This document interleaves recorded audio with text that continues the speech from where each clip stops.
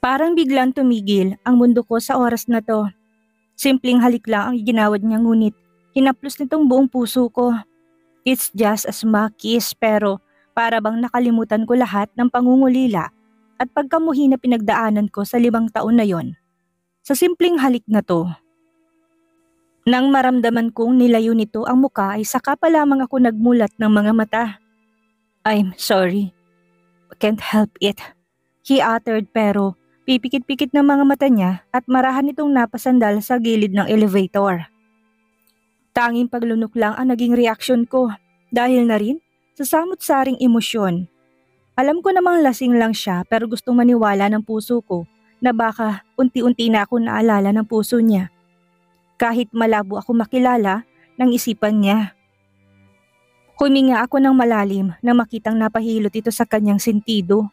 Sakto namang bumukas ng elevator sa pinakahuling palapag kaya wala na rin akong ibang nagawa pa. Kung hindi ang alalayan siya palabas hanggang sa makarating kami sa may parking area kung saan nakaparada ang sasakyan niya. It's useless. I can't drive. Aniya habang naglalakad kami. Napabuga naman ako ng hangin. Bakit nga ba hindi ko naisip kagad na hindi siya makakapagmaneho dahil lasing nga siya? Hindi rin naman po ako marunong. Taxi na lang sir. Ipapasakay ko na lang po kayo sa taxi. Suggestion ko at tanging marahang tango lang ang naging sagot niya. Kaya kahit nahihirapan ako sa pag-alalay sa kanya ay hinatid ko pa rin siya sa may labasan. Wala naman kasi akong ibang mahihingan ng tulong dahil nasa loob ng hotel ang mga staff na on duty ngayon. Kung babalik pa ako ay may iwan siya mag-isa rito. Laking pasalamat ko na lang na may taxi kagad na dumaan kaya pinara ko to kagad. Nang huminto ito ay inalalayan ko si Jaguar papasok sa loob. Ma'am, hindi niyo po ba ihahatid si sir? Lasing na lasing po ito. Alam po ba nito kung saan siya uuwi? Tanong ng taxi driver nang mapansin hindi ako pumasok. Ayaw ko na sana dahil siguro naman ay kaya niya na.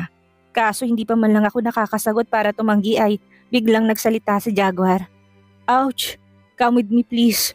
Nakapikit na pakiusap nito sa puwang ulo niya kaya nagpakawala ako ng isang malalim na buntong hininga. Fine. Dala na rin ng utang na loob na ginawa niya ng pagtulong sa akin ng kagabi. Ay ihahatid ko na lang siya hanggang kondo niya. Ngunit sa kaibuturan ko'y alam kong hindi lang yun ang dahilan. Alam kong mas malalim pat yun ay ayaw ko siyang pabayaan at mapahamak. I still cared for him. Shit! Sa lalim ng iniisip ko, katabi ang lalaking tulog na ay hindi ko man lang namalayan na dumating na kami sa building ng kondo niya. Sa kondom pinagdalhan niya sa akin kagabi. Buti na lang at naalala ko pang address nito. Ako na rin ang nagbayad sa taxi. At para naman hindi mahirapan sa pag-akyat sa unit niya ay nagpatulong na ako sa naka-duty gwardiya. Sa tagal ko narito ma'am, ngayon ko lang nakita si sir na ganito kalasing. Komento ng gwardiya habang nakaalalay kaming dalawa kay Jaguar. Dito po ba siya kadalasan umuwi kuya? Kuryosong tanong ko. Opo ma'am, at ngayon ko lang din po siya nakita na may kasamang babae dito. Sa pagkakaalam ko po, pribadong pagtira ni Sir Jaguar dito. Wala pong ibang nakakaalam na may unit siya rito, maliban sa amin na matagal ng empleyado ng building na to. Paliwanag nito, mas lalo akong nagtaka dahil palagi ko'y maging siliti siya na fiancé na lalaki hindi ata talaga nagagawi rito.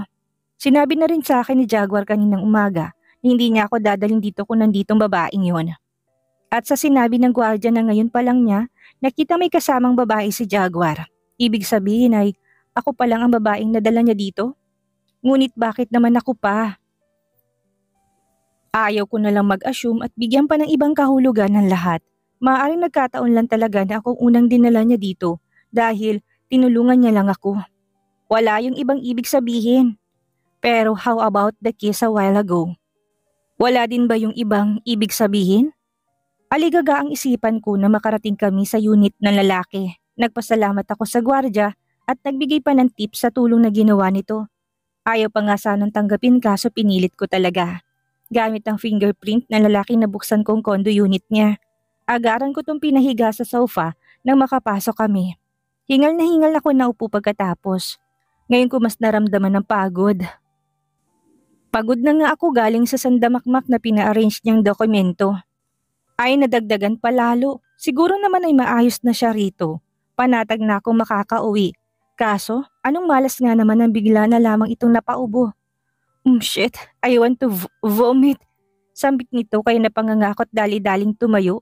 Hinila ko ito hanggang sa makarating kami sa may banyo at sumuka nga siya. Yun nga lang ay wala naman itong nailabas. Napahilot na lang ako sa ulo ko dahil ang damit nito'y nabasa ng tubig mula sa faucet ng lavatory. Ah shit, he cursed after. Napakamot ako sa ulo ko. Mukha pa itong nahihirapan gayong hindi naman ito nagsuka talaga.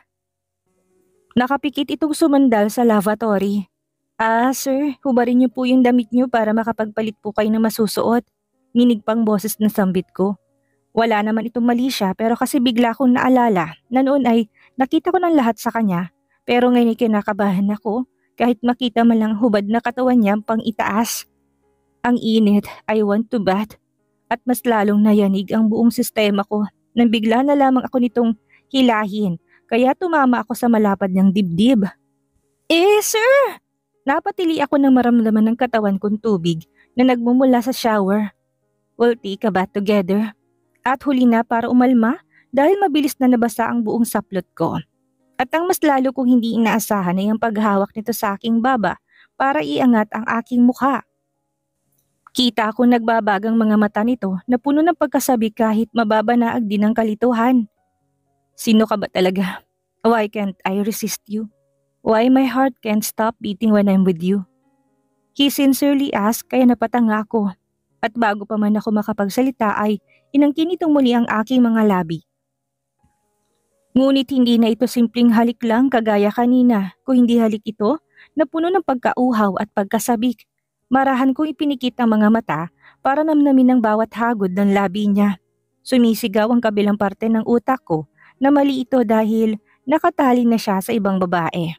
Ngunit hindi ko magawang tumutol dahil mas nangingibabaw ang kagustuhan ng puso ko. I want this. I am longing for this for long time. Martir, tanga, o bobo man ako matatawag, but what can I do? Alam na alam ko sa kaibuturan ng puso ko na mahal ko pa rin ang lalaking ito. Ang lalaking kauna-unahan ko minahal at pinag-alayan ng sarili ngunit siya rin mismo naging dahilan ng kauna-unahang sakit na naranasan ko noon. At kahit gaano pa kahirap ang pinagdaanan ko, sa 5 taon na wala siya sa tabi ko, napatunayan ko ngayon na hindi kailanman kumupas ang pagmamahal kong yon. Siya pa rin ang tinitibok ng puso ko. Namumuhi ako sa kanya noon ng sobra, pero sa araw-araw na nakikita kong parang totoong nawalan talaga siya ng alaala at hindi basta nagpapanggap lang, ay tila unti-unti ding napawi ang hinanakit at galit na yon. Jaguar, mahinang ungol ko habang nakapikit. Ninanamnam ang bawat hagod ng kanyang labit haplos ng kanyang kamay sa aking katawan. Para na akong nawawala sa sarili. Ang katawan ko'y buong puso nagpapaubaya sa kanya. I am totally lost my control. Walang ibang tumatakbo sa isipan at puso ko ngayon kung hindi namnamin ang sandaling ito. Pwede bang magpaka-selfish kahit ngayon lang? Yung hayaan ko na munang puso ko magdikta sa buo kong pagkatao. Kahit alam kong mali ito at isang malaking kasalanan. I want you so much. Nanghihinang sambit niya at mas lalong uminit ang puso ko sa sinabi niya. Bumaba pa mga labi niya patungo sa aking braso at napaawang ako nang kapain na isang kamay niyang aking dibdib. Kahit kapwa pa kami may saplot, ay ramdam na ramdam ko sa loob ng aking suot ang mainit at malaki niyang palad. Jaguar, ungol ko muli. Huminto siya sa ginagawa sabay angat ng marahan sa aking mukha kaya napatitig kami sa isa't isa. Ang kaninang mukha nito na akala kong lasing na lasing ay biglang bumalik sa normal. Parang bigla itong tinakasan ng spirito ng alak. The very first moment I saw you. Hindi ka na kailanman nawala sa isipan ko. You making me crazy baby. Hindi ko alam kung bakit ganitong nararamdaman ko sa maikling panahon na nakilala kita. I mean, parang matagal ka nang kilala ng puso ko. Ramdam kong sinseridad sa salaysay niya. Kaya biglang nanubig ang mga mata ko. Gustong-gusto kong ipagtapat sa kanyang lahat, pero alam ko hindi itong tamang oras. It will only ruin our moment. Saka na lang kapag may sapat na akong kaalaman, yung kaya ko nang ikwento sa kanyang buong istorya, walang labis, walang kulang. Yung mauunawaan niya ng maayos ang sasabihin ko. Kinabig kong batok niya at buong pusong nagsalita. Just shut up and kiss me, sir. Mas lalong namungay ang mga mata niya sa tinuran ko, kaya muli niya akong hinalikan sa mga labi. Naramdaman ko na lang ang pag-angat ko sa ere. Buhat-buhat niya ako palabas ng banyo. "Oh baby, you're making me crazy." Sambit niya kasabay ng mahihinang ungol. Napasabunot ako sa buhok niya habang wala siyang tigil sa ginagawa. Hanggang sa naramdaman ko na lang ang pagtama ng likuran ko sa malambot na kama. "I wanna taste you." Kagat-labing sambit niya. Oh shit, ilang beses na may nangyari sa amin noon pero hindi ko pa rin mapigilan ang pag-iinit ng pisngi ko sa gagawin niya. Parang nanumbalik ang hiya noong kauna-unahan niya akong inangkin. Pakiramdam ko, punong-puno ako pero hindi ko maitatanggi ang napakasarap na pakiramdam na ito. Wala ito sa plano ko, pero tuluyan kong ibinigay muli ang buo kong pagkatao sa kanya. Hindi ko na naisip ang kahihinatnan nito dahil wala akong gustong gawin ngayon kung hindi magpakatotoo sa sarili at maging maligaya kahit ngayon lang. Kahit huling beses na ito. Jaguars POV. Nagising ako na makaramdam ng pagkirot ng ulo ko. Marahan kong kinapa ang babaeng kayakap ko kagabi, ngunit nang una na lang ang mahawakan ko ay mabilis ako nagdilat ng mga mata. Where is she? Bumalikwas kaagad ako ng bangon at mabilisang sinuot ang boxer ko. Patakbo kong lumabas ng master's bedroom sa pag-asang makikita ko lang siya sa may banyo. Sala o hindi kaya sa kitchen. Ngunit nanlumo lang ako at nadismaya nang hindi ko makita ang mukha ng babaeng kinahuhumalingan ko. She's probably living without a word at hindi ko malang namalayan ang pag-alis niya. Dismayado ako na upo sa sofa sabay hilot sa sentido ko. Nakainom ako kagabi pero hindi ako nakakalimot sa lahat na nangyari. Bawat detalye ay sariwang-sariwa lahat sa isipan ko. Alam na alam ko lahat dahil hindi naman talaga ako ganun kalasing. It's just that umandar lang talagang kapilyuhan sa utak ko kagabi nang makita ko sa mga mata niya na parang concern siya sa akin noong nagpang-abot kami sa elevator. And I'm so freaking happy dahil masigit pa roon sa pagpapapansin sa kanyang nangyari. It wasn't on my plan and it was unexpected, ngunit ginusto ko yun ng sobra. Lahat ng sinabi ko sa kanya kagabi ay totoo. Alam kong bago ko pa lang siya nakilala pero magmula nung una ko siyang nasilayan sa restaurant ay hindi na siya nawala kailanman sa isipan ko. And I hate Leticia for hurting her. Akala ko lang nun wala lang ito ngunit hindi ko talaga makontrol. Dahil habang nasisilayan ko siya sa bawat paglipas ng araw, I'm started to attach with her. So attached, bagay na buong buhay ko ay ngayon ko lang naramdaman sa isang babae. Sounds weird and confusing but it's what my heart and mind says. Magkasundong isipan at utak ko ngayon at alam kong hindi lang dahil sa napakaganda niyang mukha, it's more than that. But I can't explain clearly. At dahil sa nangyari kagabi mas lumalim pang nararamdaman kong ito. But what bothers on my mind now ay kung bakit bigla na lamang siyang umalis ng walang paalam after what happened. Is she guilty cause we're both committed? Kasi sa akin wala namang problema dahil alam kong sooner or later ay wala nang magagawa si Dad kapag nakipaghiwalay ako kay Leticia. Ewan ko lang sa kanila ni Jameson. But shit, wala naman akong pakialam sa lalaking yun. Handa akong gawin lahat makuha ko lang ng tuluyan si Marie. Wala akong pakialam kahit may boyfriend man siya o may anak. I like her and I want her to be mine. Tumayo na ako't mabilisang naligo. I wanted to see her kaya ganado akong papasok ngayon sa hotel. Nagbibihis na ako nang biglang tumunog ang cellphone ko. Nang makitang tumatak ang pangalan ni Leticia ay hindi na ako nag-abalang sagutin pa to. Nakailang ring pa ito but still I didn't mind to answer. I don't want to ruin my mood because of that desperate woman. Kung hindi lang ako nainis kay Marie kahapon, ay hindi ko hahayaang dumampi ang labi ng babaeng sa akin. I just let her dahil alam kong pinapanood kami ni Marie and I want her to get jealous. Yun nga lang hindi ko alam kung epektibo nga ba dahil napakahirap basahin ng emosyon ng babaeng yun. Lumabas na kaagad ako ng unit nang matapos. Ilang minuto ako nagmaneho hanggang sa makarating ako ng hotel. Everyone greeted me but I just nodded as a response. Pasimple kong nililibot ang mga mata dahil hinahanap ko si Marie. Ngunit hindi ko naman makita ang babae. Hanggang sa makarating ako sa opisina ko ay walang mukhang Marie ang nasilayan ko. I-check mo kung saang area naka-assign si Miss Padilla ngayon. I want it ASAP. Call me ba kapag nalaman mo na. Mabilis ang utos ko sa aking sekretarya. Masusunod po, Mr. Garcia, natatarantang sagot nito sa kabilang linya. At ilang sandali lang ay tumawag din ito kagad sa telepono ko. Sir, nasa rooftop po. Nito kaya inis na nagsalubong ang kilay ko. Rooftop? Delikado dun. Pababain mo. Order my breakfast now at siyang utusan mong magdala dito sa opisina ko. As in now. Mariin at baritaw ng utos ko na alam ko namang gagawin kaagad ng sekretarya ko. Sa Telma lang naman ang taga-assign ng schedule sa area ng mga janitress at janitor kaya pagsasabihan kong babae mamaya. Or maybe, I can find another way para hindi na mahirapan si Marie. A way na dapat nga noon ko pa ginawa. Agad kong tinawagan ang HR na si Mrs. Dueno sa opisina ko para kausapin ang ginang. I want you to talk to Telma later on, with or without her consent. Gusto ko ibalik si Miss Padilla sa pagiging receptionist and I don't need her opinion. Mariin at diretsahang utos ko sa ginang na ikinangiti nito. That's the best decision, Mr. Garcia. Ako na pong bahala. Nito na halata namang sang-ayon sa plano ko. Maybe just like me ay nakitaan din ito ng potensyal si Marie.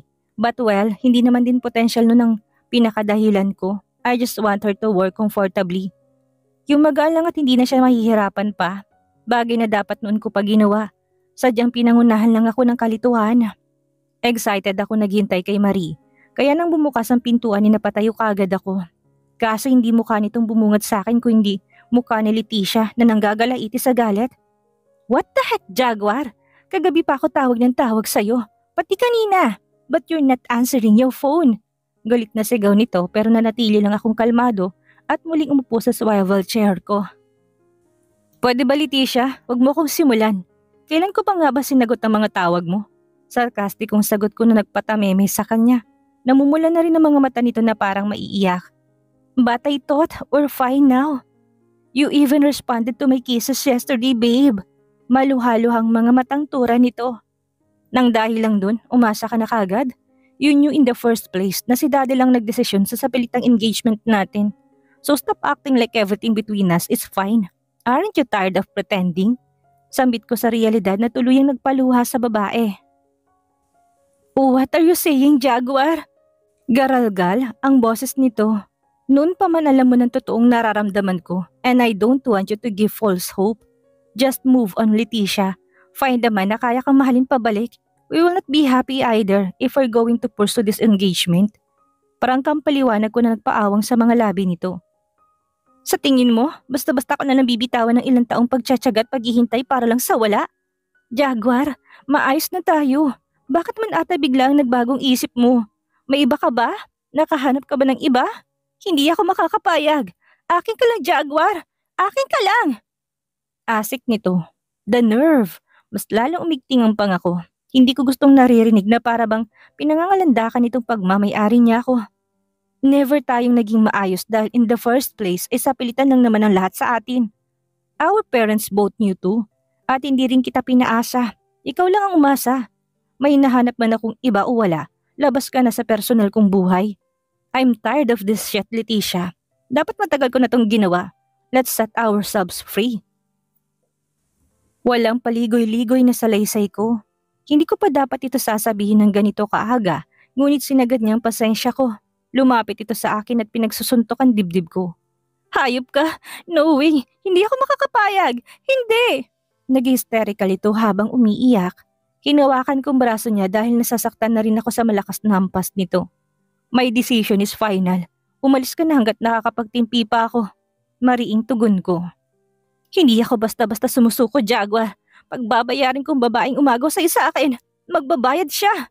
Humahagulhol na banta nito bago nilisan ng opisina ko. Napahinga ako ng malalim.